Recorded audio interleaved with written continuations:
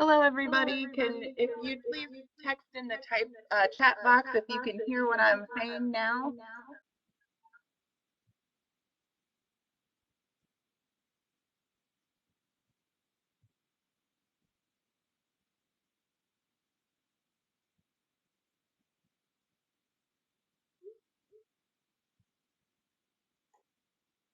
All right, we're going to try to handle the echo situation. Is this a little bit better? Okay, great. Perfect.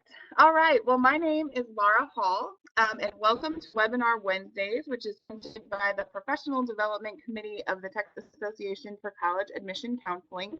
I am the Texas Regional Recruitment Manager for The Ohio State University, so I am here with all of you in Texas, Tech, and proud to be remotely working for Ohio State in our state. And I'm so glad that you all have joined us today. Today's topic for the webinar is tips for future transfer students.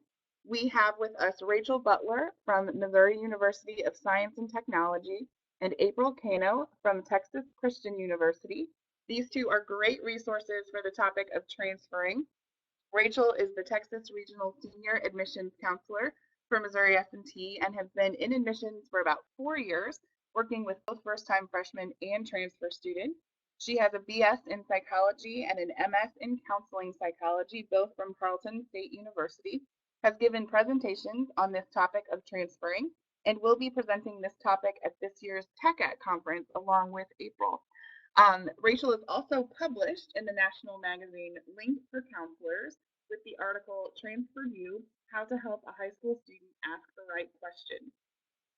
April Cano is a transfer student herself and is the Assistant Director of Transfer Admissions at TCU.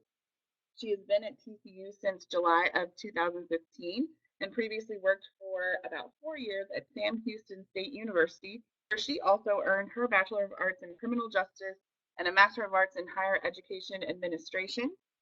Fun fact, she loves college football and is training for her first half marathon. So once we get to know these ladies a little bit better, there's some tips and fun things to know about them, and hopefully as you encounter them, hopefully at the conference, they'll be able to share more information about transferring and just build those relationships with you as well. So with that said, I'm going to turn the reins over to April and Rachel. Okay, hi all. Can y'all hear me?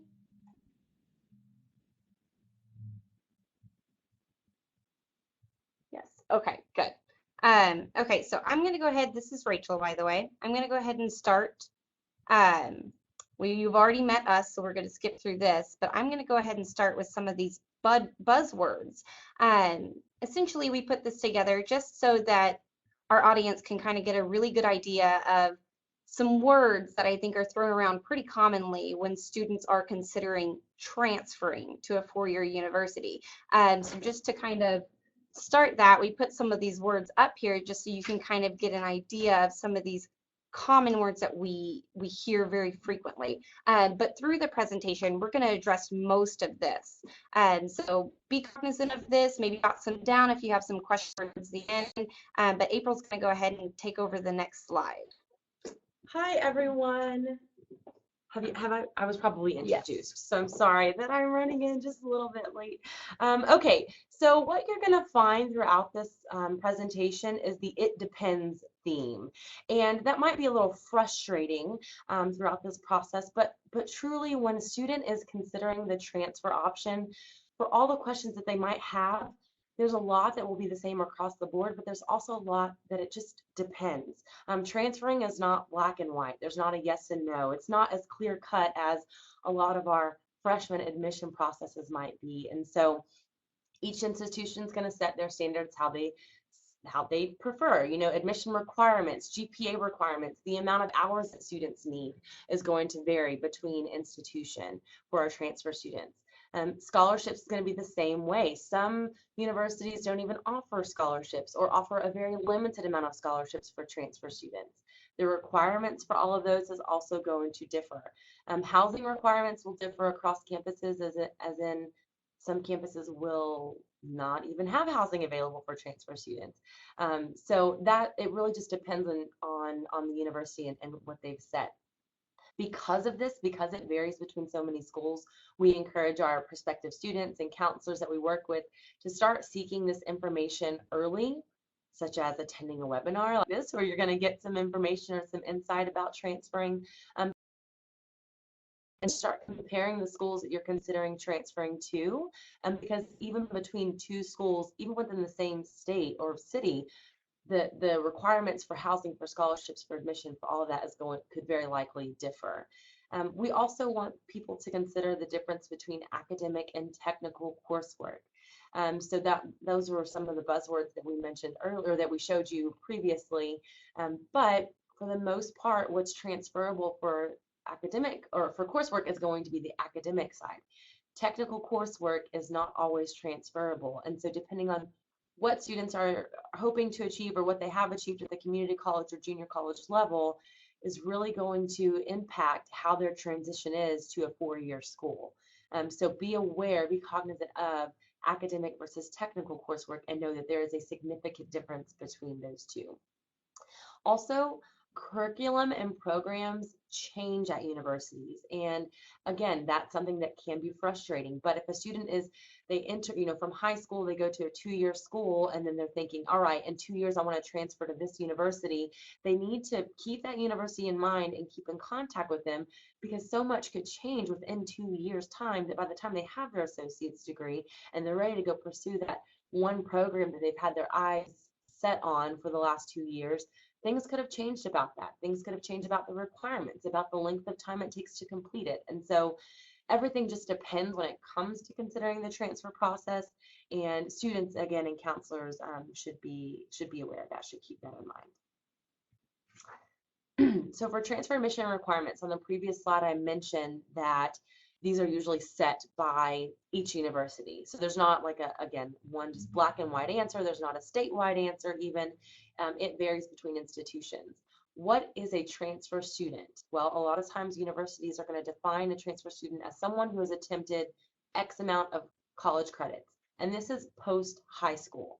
If a student is taking dual credit while they're in high school, they're not necessarily going to be considered a transfer student if they want to go to that university right after high school graduation.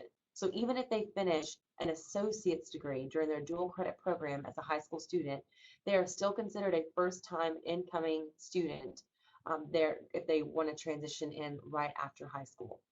So again, it's got to be hours that are completed post high school, at least one long semester out of high school where you're actually fully enrolled and engaged at a four-year or at any college, 2-year, 4-year school. And again, this is set by the institution. So the hours that qualify a student as a transfer and the GPA that qualifies them as a transfer is going to be different at every institution that the student is considering. It also may be different for particular programs. So a student may be able to transfer to a 4-year university with 30 hours and a 2.5 GPA.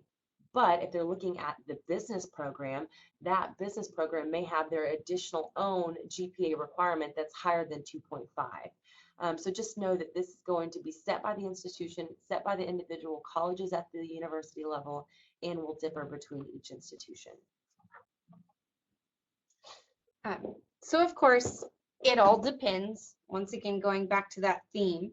And there are various reasons why a student may choose to go to a community college. While they're in high school, they're thinking they're going to go to a community college and then transfer into university later. A lot of that of which we hear is to complete the basics. So what are the basics? And that's what we're going to talk about over the next couple of slides. There really is not a direct answer for this. In Texas, a lot of those public institutions have to have a certain amount of hours and credits to complete the core curriculum, which we call in Texas. Fun fact, that's not what they call it in every state. In Missouri, if you try to search core curriculum on our website, you're going to come up with nothing. It's called general education, but essentially it's all the same thing. This varies both between public institutions, but also very much between private and out-of-state institutions. For instance, the first bullet point here, it says that the basics, the core curriculum or general education, is usually 42 to 48 credit hours. This is for a public institution in Texas. This is what you see. Whereas with a private institution, this could go up into the 50s of required core curriculum for that institution. So even something as simple as completing the basics before starting a university can vary dramatically. So ultimately it does depend. And this is our hopes for giving this presentation here. And once again at the TACAC conference is so that we can help specifically high school counselors, but even college representatives to be aware of how important it is for students to start getting educated on this before they even graduate high school. This website on here, if you want to click it, I have it pulled up on my end as well. But that is a pretty basic website where you have the capability of picking a college and comparing it to an institution on some of the core curriculum. Of course, any of these links that we show you that are just general websites to help you compare institutions are not always 100% correct. Universities are constantly updating and changing, so don't completely believe that everything you see on here is going to transfer. You have to always go back to that admissions counselor. But these links will give you a really good idea of how things will transfer. But looking on there, you'll also see before you start comparing institutions, a list of some of the Common Core, which is what I'm going to go over in the next slide and what that really means. But before I jump to that next slide, I'm going to talk a little bit about Core Complete. This is also on the next slide in a little bit more detail. But Core Complete is something that's recognized with public institutions in Texas.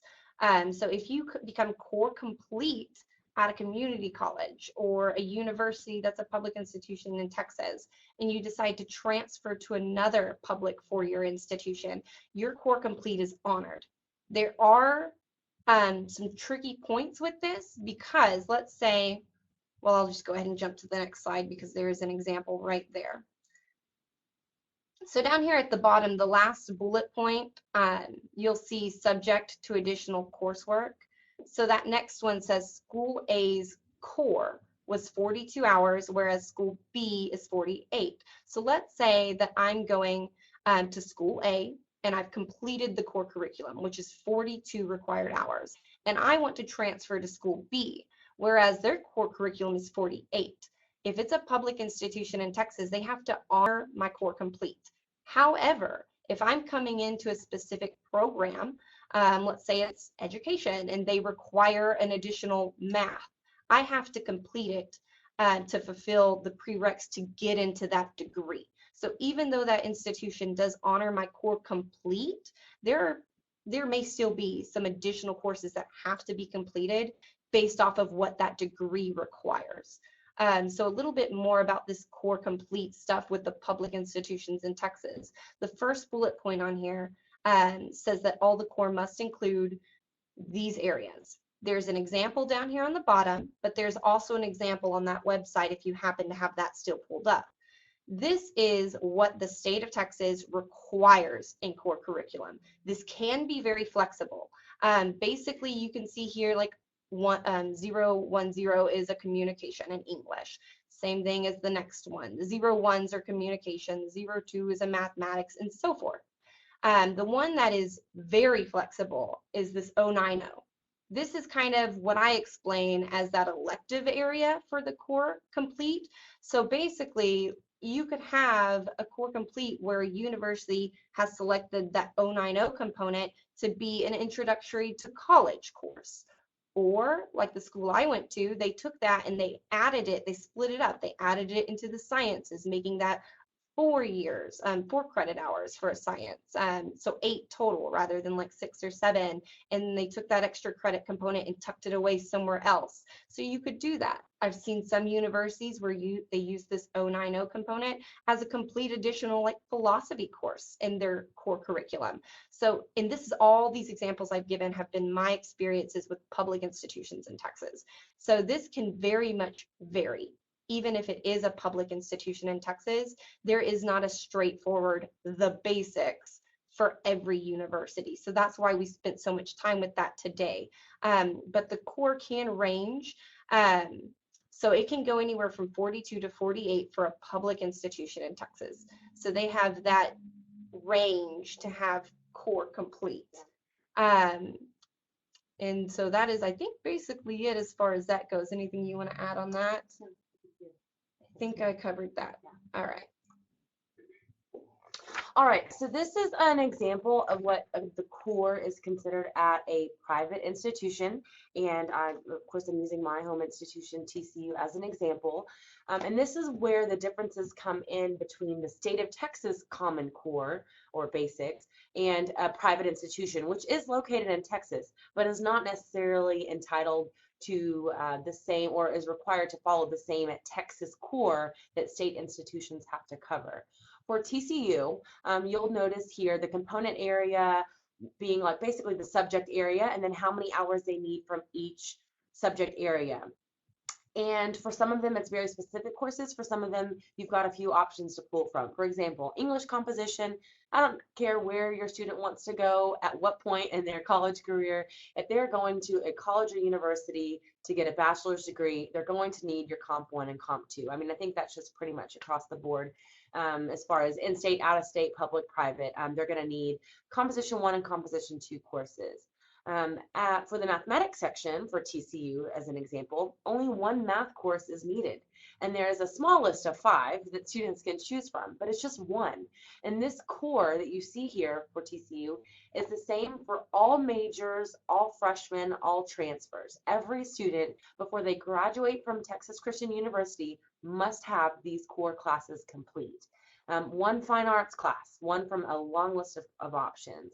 One history class, 3 social science classes, and that's one that a lot of times students transfer over with way more than 9 hours that they need, because they're taking both governments and both economics and both histories and philosophy and sociology, and so they just really overdo it with the social sciences.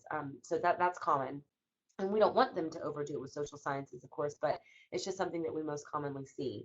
One speech class that's public speaking, right? So not a mass communications course, but something where they're actually writing speeches and standing in front of a room full of people and giving speeches. 2 natural science classes, both of which are 3-hour lectures and 1-hour lab. That is just absolutely required. We must have the lab component here.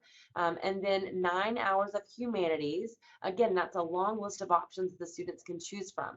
Now you'll notice the additional TCU core at the very bottom, and that's an additional 3 courses that is part of TCU's core as a private institution. However, it cannot be achieved anywhere else. And for that reason, when we're working with prospective students, prospective transfer students, we don't even talk about that, because we don't want students to be looking for those additional courses that Rachel kind of mentioned that would be set by the institution as their core. So when we are advising prospective transfer students, I am telling them to pursue what you see from English composition down to humanities, and I stop there. That is 44 hours total. Now I put that 53 because once they get those additional 9 at TCU, then they'll be TCU core complete. But if a student were to transfer to my private institution from a junior college in the state of Texas and they were core complete at that junior college, they may or may not be core complete here at TCU, because as a private school, we don't necessarily have the same core curriculum the state of Texas has. Okay, and so I just want to reiterate that, of course, our hopes to this is just so that you can get a very good idea of how complex the world of transferring really is for a student. We have listed on here both of our institutions. We do not have a public listed on here, but we will at TACAC. So if you want to get more of an example of what a public Texas institution looks like, feel free to join us at our TACAC session. But a little bit about the out-of-state, just by looking at this, you can see that even though we may call it something else, general education, and our classes might be titled something else, you'll see in the parentheses with the lighter gray font that essentially this is the same requirements. So with my school in particular, we are very transfer friendly when it comes to the basics. So most of these that they're being able to take, these basic related questions, are going to be transferable courses. And I'll go into a slide a little bit later about transferable and non-transferable courses. But for Missouri S&T, those transferable courses will come in. These basics, communications, math, sciences, those are going to count for our general education as well. So you can kind of get an idea here of how many hours we require. So this is a physical example of those 010 component, 020, 030, blah, blah, blah. So you can get a really good idea of kind of what it looks like for this out-of-state public institution. And once again, you'll see that even though it varies slightly, it is very much the same type of broad education that a student can get at a community college and transfer that in. And notice that for the previous slide, our core was 44 hours. Here at Missouri S&T, Rachel showed you it's 45 hours. So that's just kind of going back to that. It could be between 42 and 48, but there's not one number, one set number for any institution that's going to make you core complete across the board. So where to take the basics? This is something that a lot of our students will have questions about. They want to know, where should they take these? Where can they take these? Well, for the most part, 2-year institutions, junior colleges, community colleges that are regionally accredited schools are a good place to take these basics. Now, sometimes a student will go to another university and take basics and then transfer. While that's okay, we don't always recommend it if the student is not necessarily sold on that idea. They can certainly just go to a 2-year school and complete the basics. In fact, for both TCU and S&T, they could complete all that core, they complete all the core work. Yes, for both of those degree plans that we just showed you, or the core list that we just showed you, all of that could essentially be completed at a 2-year institution. It doesn't have to be, but it could all be completed there if they want. It's usually recommended that that is what students focus on at a 2-year institution, just those core classes, just their basic coursework, and that they wait to take major related courses at the 4-year institution. And that's just something that universities usually prefer, right? So if a student's getting their 4-year bachelor's degree from a university, that university wants to be able to offer those major related courses from their institution. And so students should really avoid, if they can, taking any of those major related courses, your business accounting courses or your criminal law courses for a criminal justice major, anything that is very clearly, explicitly related to a major, save those for the 4-year institution. We also want to note that there are some basics that aren't necessarily applicable to a bachelor's degree at certain institutions. And there's a few examples here.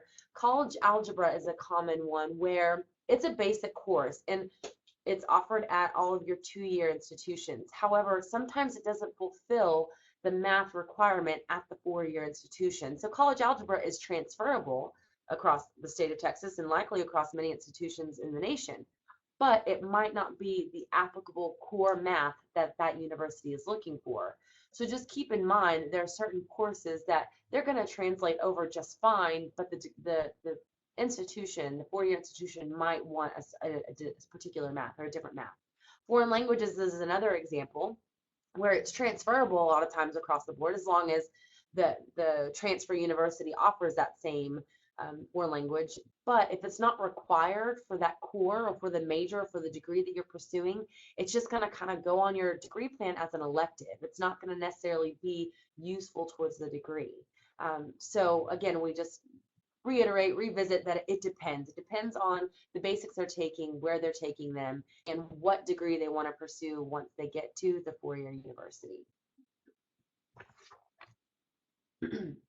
Oh, I did it. Go back. Oh, Yeah, sorry, I changed it.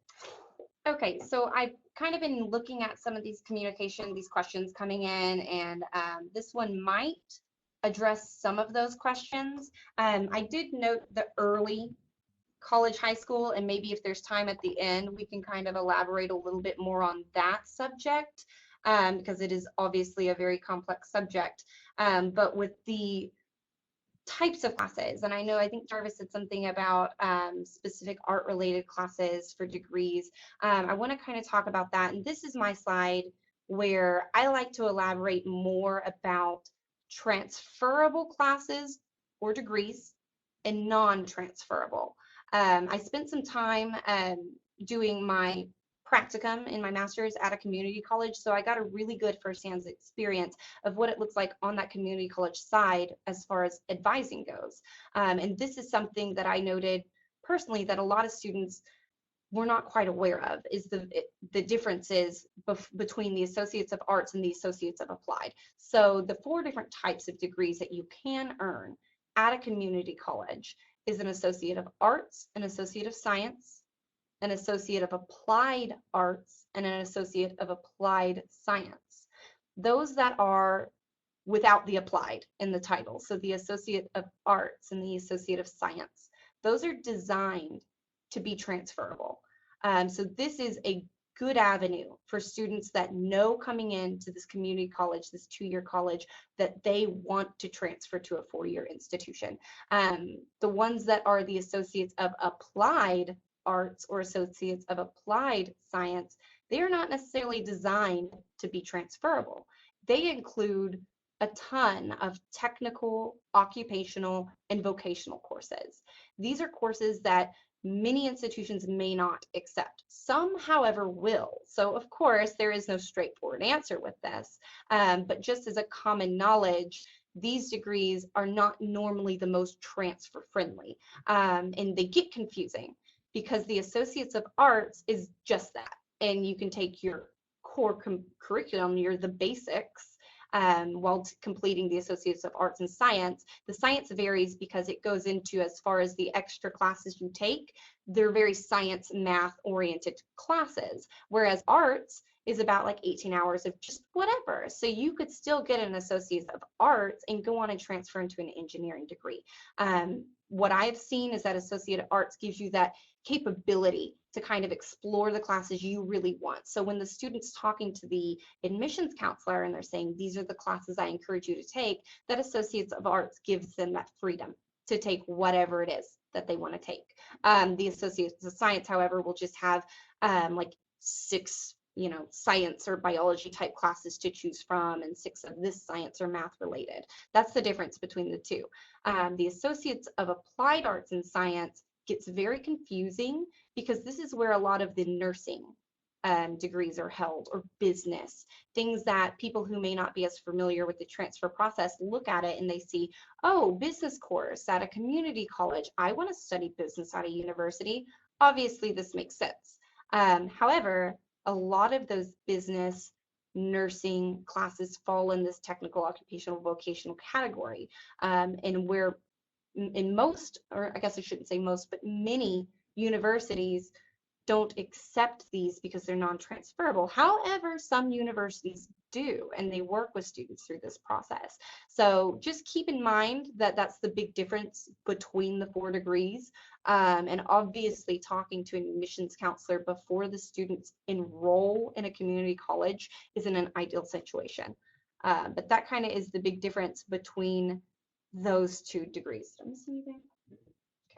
Okay. So elaborating a little bit on this. This was another question that I think was kind of mentioned earlier about the requirements it takes to get admitted into a university. Every university is going to be very different.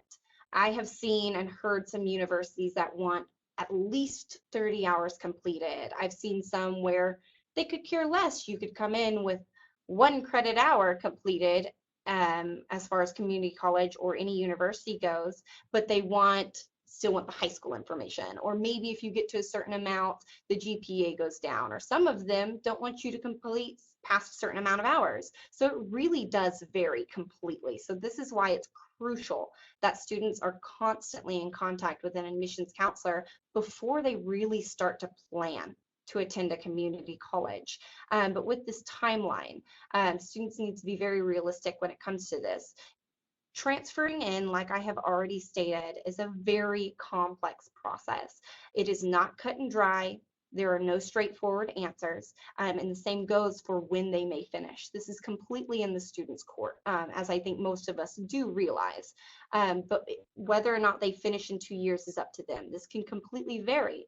If a student comes to a community college and they get that associate's degree, so that's about 2 years, it doesn't necessarily mean they'll graduate in 2 years. Because thinking back to how we've stated that even though you could come in with this core complete and have all these curriculums completed, that degree may still want additional classes. So that's where it may take a little bit longer. One thing I have noticed personally is a lot of those science related degrees at a university start getting very specific in the type of classes they want students to complete. So while they may come in core complete from a community college, they may not graduate in 2 years, especially what I've seen going into that science focused career, because not any science class is going to be acceptable for a prereq into that major. So these are things to consider. Other things to think about are internships, study abroad. Those experience obviously are going to impact that realistic graduation time. Another thing that a lot of students I think don't really consider through this process is residential credits. So most universities where they choose to graduate from will require a certain amount of hours to be completed at that university. So if you want to come in to, let's say, S&T, we require that a student takes about like 30 hours or something like that they have to complete. I'm ballparking this, I can't remember off the top of my head what hours is, but there is a certain amount of hours that you have to complete at that institution to hold a degree from them. So it gets really tricky when students start staying at community colleges past that associate's degree, those 60 hours. Once you start dipping into more, that's where it's going to really elongate a graduation date when you transfer out.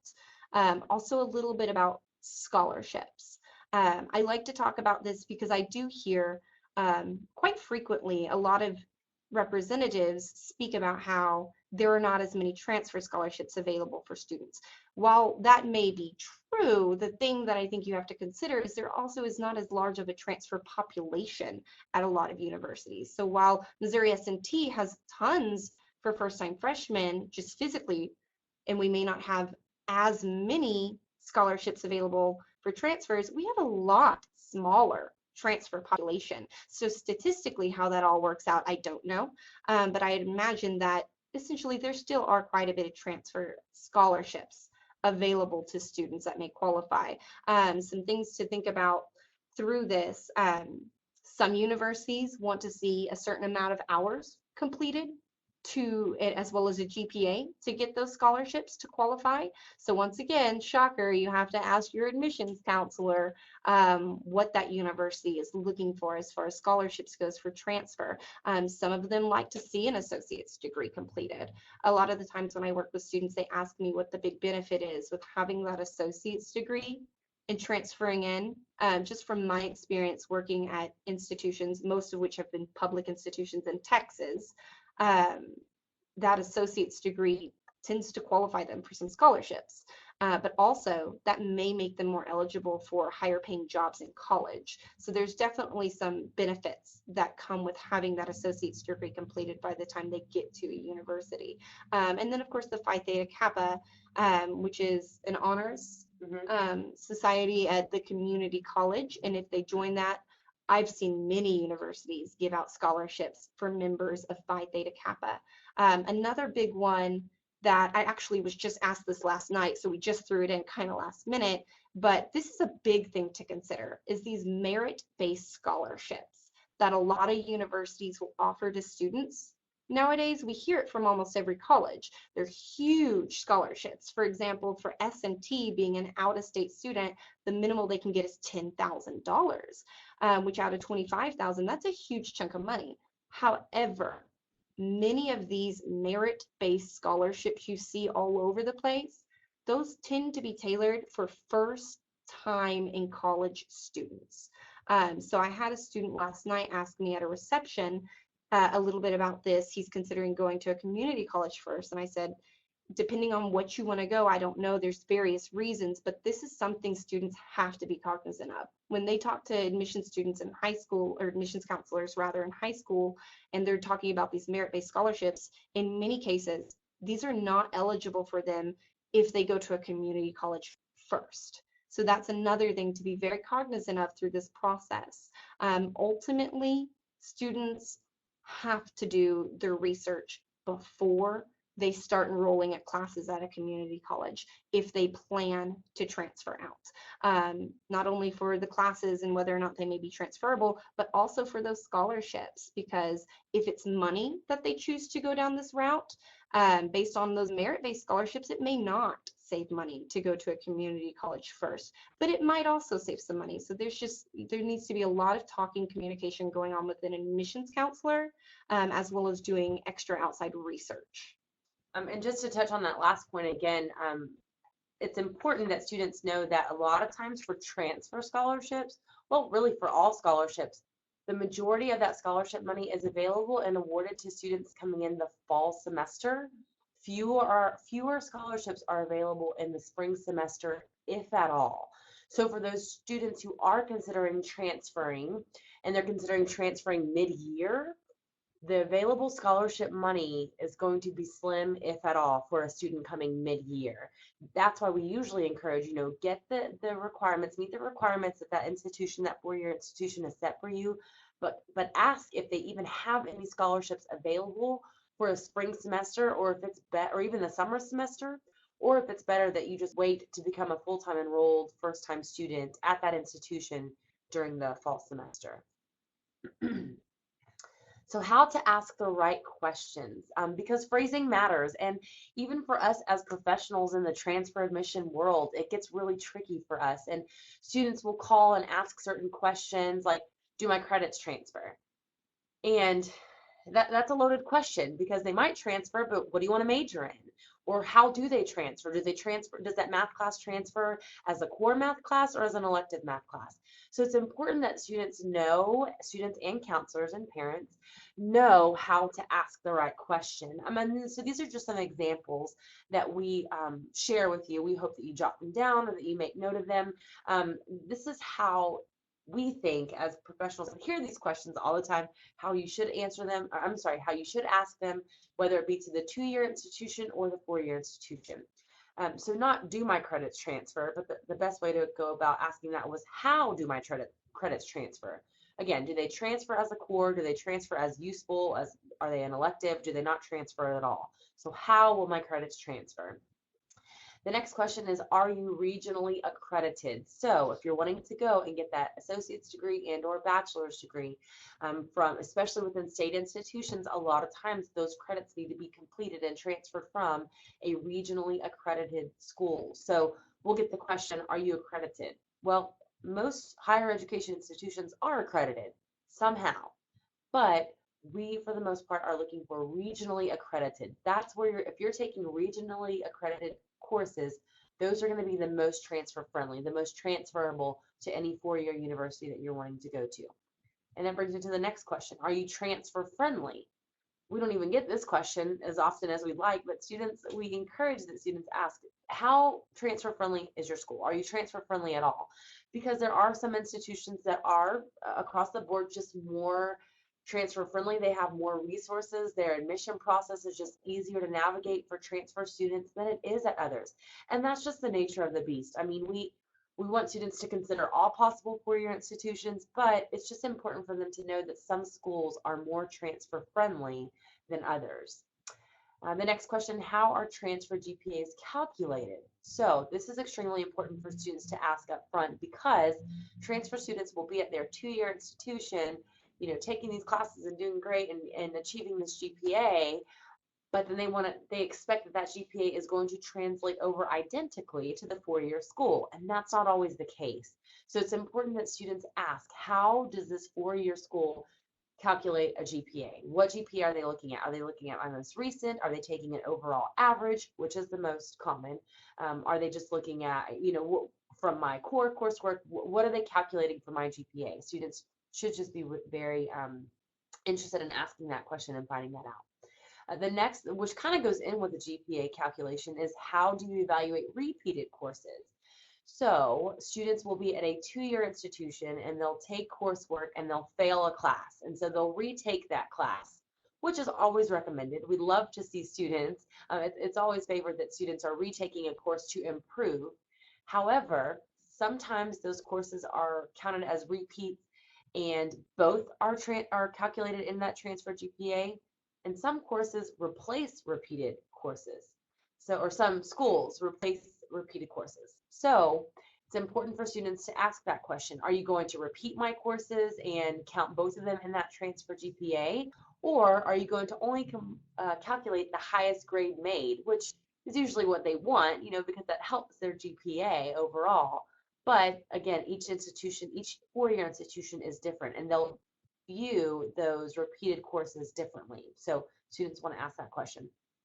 Another question, how many hours should I complete before transferring, and does it even matter? So we'll get students to say, how many hours make me a transfer student? Well, that is going to vary, as we've mentioned a few times, between institutions. So make sure that the student is asking the four-year school, how many hours do you even need from me before I transfer? Can I transfer after one semester? Should I transfer over after one full year? Someone asked, do I need the associate's degree before I transfer? That's going to vary at all institutions. So make sure that we're asking, how many hours do I have to be considered a transfer student? For the most part, it is going to matter, but just make sure that the student is aware of that so that they are looking at multiple four-year institutions. They know, all right, well, at University A, they just need me to have, 2 full-time semesters, 2 12-hour semesters, of course, with program transfer. And University B might need 30 hours, which would make me a sophomore before I can transfer. So make sure they know the differences between those and they're asking that question. And then we've said this a little bit, a few times we've touched on this, but are there specific transfer requirements for my major? As I mentioned earlier, taking major related coursework is not something that's normally advised to do at the 2-year level, but there may be specific courses that your major requires. For example, that math course I mentioned earlier. Taking college algebra at a 2-year school is a core class, and it will transfer. It'll make you core complete. It'll transfer to many 4-year universities. But if you're wanting to come to TCU, for example, and major in business, that college algebra isn't going to be useful, right? So ask the questions about, what does my major require me to take? Are there certain core classes that my major would prefer me to take? That degree that I want to pursue would prefer me to take over just taking the general ed courses that my advisor at my 2-year school is recommending I pursue. And just another comment about the repeated courses, just another thing to keep in the back of your mind when you're working with students.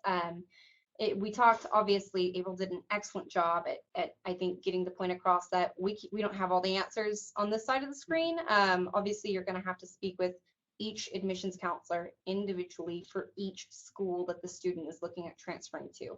But just another thing to consider is some universities, and I got this a lot when I worked for public institutions in Texas, was that repeated courses. I saw that people would say, okay, well, I got an F at community college A, so I'm going to go over to community college B and retake it, and they get a B. Some schools require that they be completed at the exact same college that they take it at. So that is such a complex question to address. But that's, I think, essentially our hopes with this right here, is that you can provide these more detailed, specific questions to students to guide them through that process.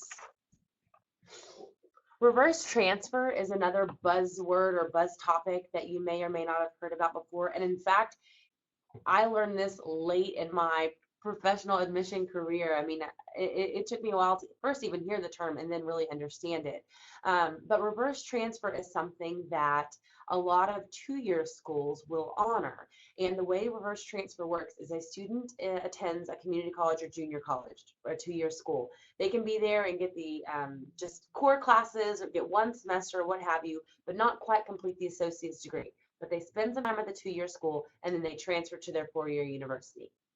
Once they graduate from their 4-year university, they should request for that 4-year transcript to be sent back to their 2-year school.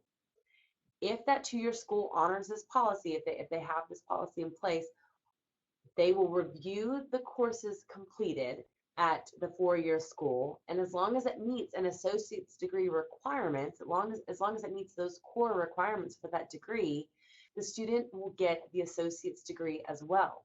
some students might be thinking, why is this valuable? But there truly is value in having both degrees, both the associate's degree and the bachelor's degree. For one, it looks great for the student.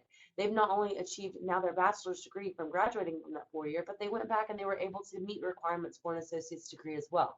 2 degrees sounds better than 1. So it's something that we do encourage if the student is interested in it. The other great thing is that the institutions like to have this, like they prefer this. For the 2-year schools that have the reverse transfer policy, they then get to add another graduate number to their count. So when a student transfers out of their school and they don't complete that associate's degree, okay, well, great, the student successfully transferred to a 4-year school. But if a student then sends that transcript for the reverse transfer policy, the 2-year school is now kind of getting the reward of also preparing that student for the 4-year school.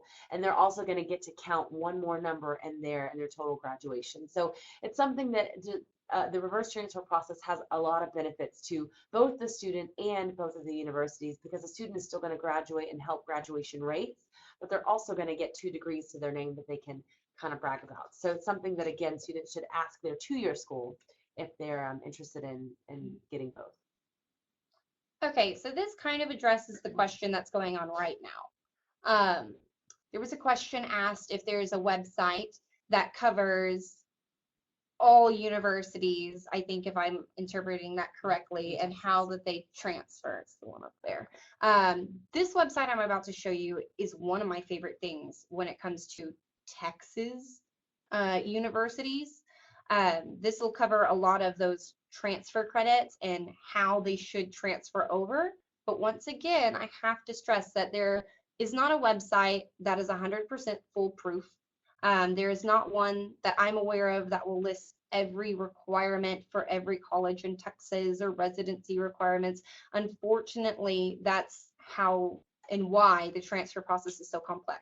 The students have to go out constantly and speak to that university, that admissions counselor for them at that university, to get all of those answers, to know 100% whether or not this credit will transfer, to whether or not what the residency requirements are, what they're looking for as far as admissions requirements goes. But this Texas, let me pull it up. This Texas Common Core numbering system is definitely one of my favorite resources as far as Texas universities go. When you pull this up, if you have that capability right now, you can see that you can search either by school, but I think, or by course, but I think the most common used for this purpose would be compare schools. So on there, you see 2 drop downs.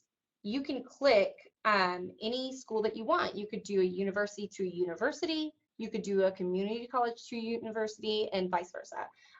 But for this, I'm just going to click on the first community college I see, which is Austin Community College. And then how it transfers over to Central Texas. Oh wait, that's, I think, let's see, Angelo State. And so you can click compare, and immediately it tells you right there, the current cycle is from fall of 2015 to summer of 2016. So it tells you how updated it is. But of course, universities change constantly, y'all. So I can't stress how crucial it is to go directly to your admissions counselor to get this confirmed. But this is a good resource to see that here, if you take at the Austin Community College, the accounting principles 1, and it gives you the exact number, how, if at all, it would transfer to this college. It also shows courses that you could take at a community college that don't transfer over. So this is a really great guide to start that research, to start the planning for a student. And once looking at this, getting an idea of, okay, I think I need this accounting class and this is how it's going to transfer, they can then take that to someone individually and verify. What's that say? Yeah, there's a lot of notes about how they can't see what we're doing, and I think Rachel knows that. Yeah. I don't know how we don't know how to share, but we were hoping that people could access the sites along with us. But yeah, I didn't pull that up for y'all to view because I didn't know how to do it. We don't know if we can even do that from the screen. I don't know what happens if we click it. Yeah.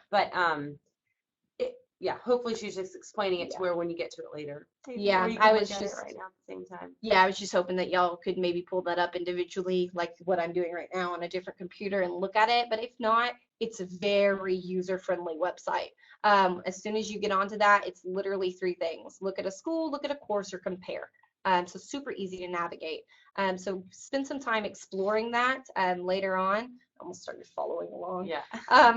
The other things that we're going to talk about, and April's going to take over these next 2, are planning guides and equivalency guides. And once again, I want to stress that we're not sitting here trying to promote specific schools. Yeah. We just want for y'all to have a link for a visual aid to what a planning guide looks like, how to find it on a website, what an equivalency guide looks like, how you can use it working with your students. So if you want, you can pull these up individually on your computer to look at them, but April's going to kind of talk about these. Yeah, and I know we have like 7 minutes left. This is the last slide, and then we will try to answer some questions before we get out of here. But just like Rachel said, the planning guide and the equivalency guide. There's a lot of universities that have these.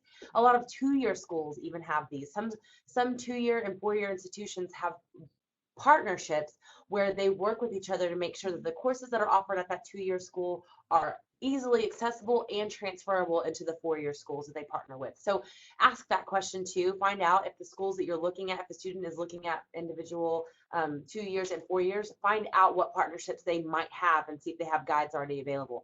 The real difference between both of these, the planning guide is usually what you're going to find from universities if they have like basically a worksheet of these are the courses that I should take these semesters at this 2-year school because I know they're going to fulfill the requirements of an associate's degree, or I know they're going to fulfill the requirements of that 4-year school, or what have you.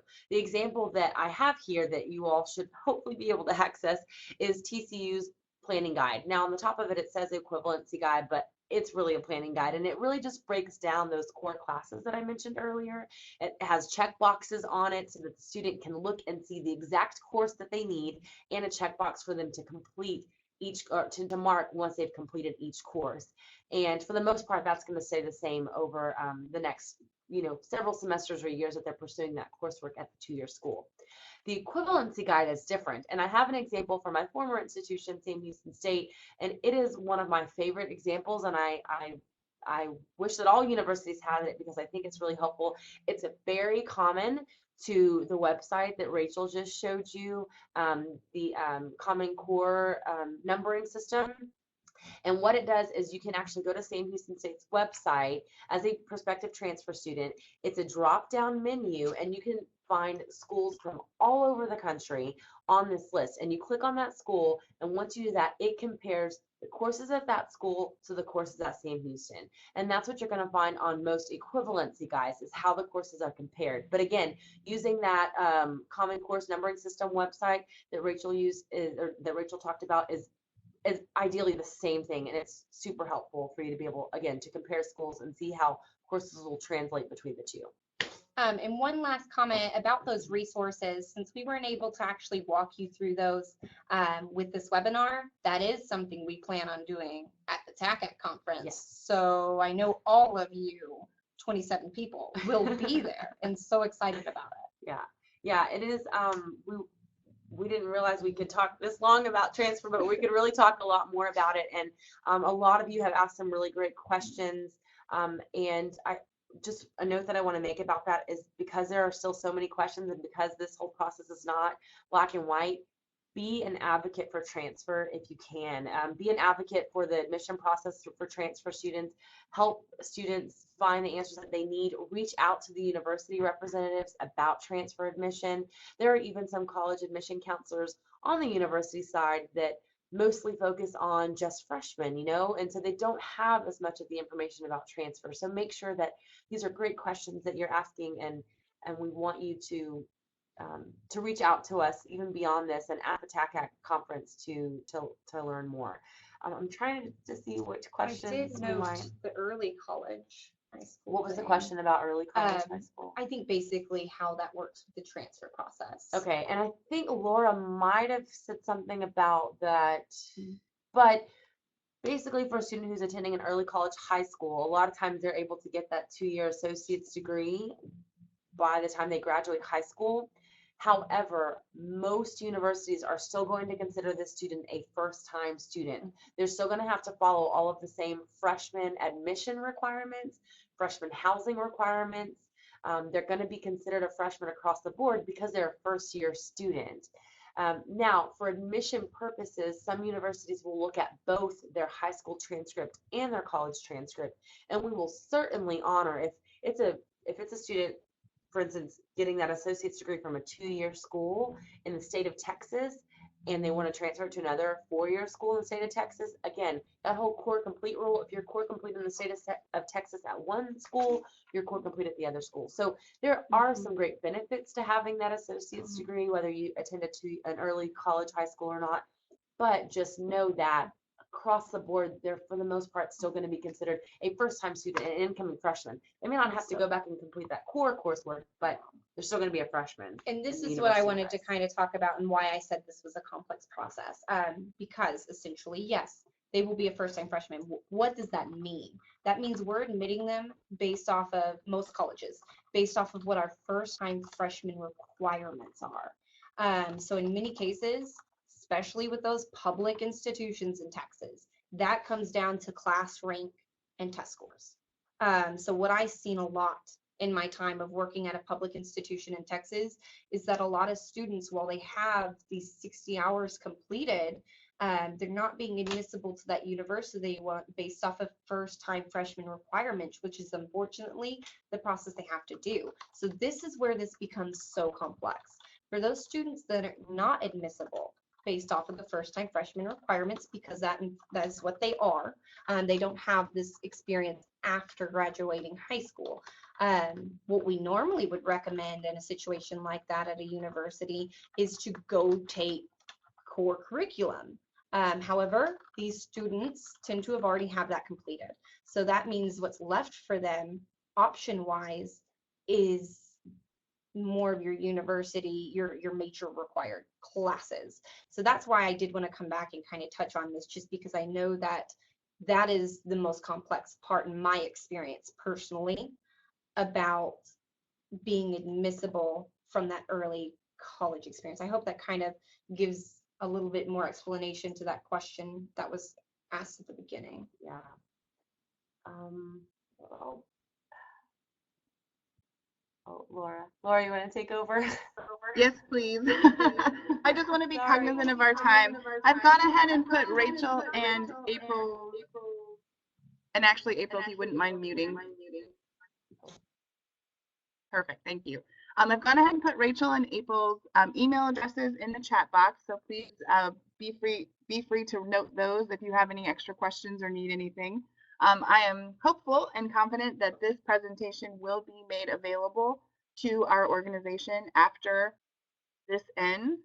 We've been recording, so this will be available along with our previous webinars. The first one was about the TAFSA, and the second one was about how to make a play in the NCAA. So we will have those and send out information about how to access those presentations if you missed or to listen to them again. But we really appreciate you taking time out of your schedule to join us. Big thank you to April and Rachel for all of the wonderful information. And our next webinar will be April 27th from 12 to 1. Information will be sent out to you over the TACAC listserv. And please feel free to share with your colleagues and others. And we hope to see you at the TACAC conference April 3rd through the 5th.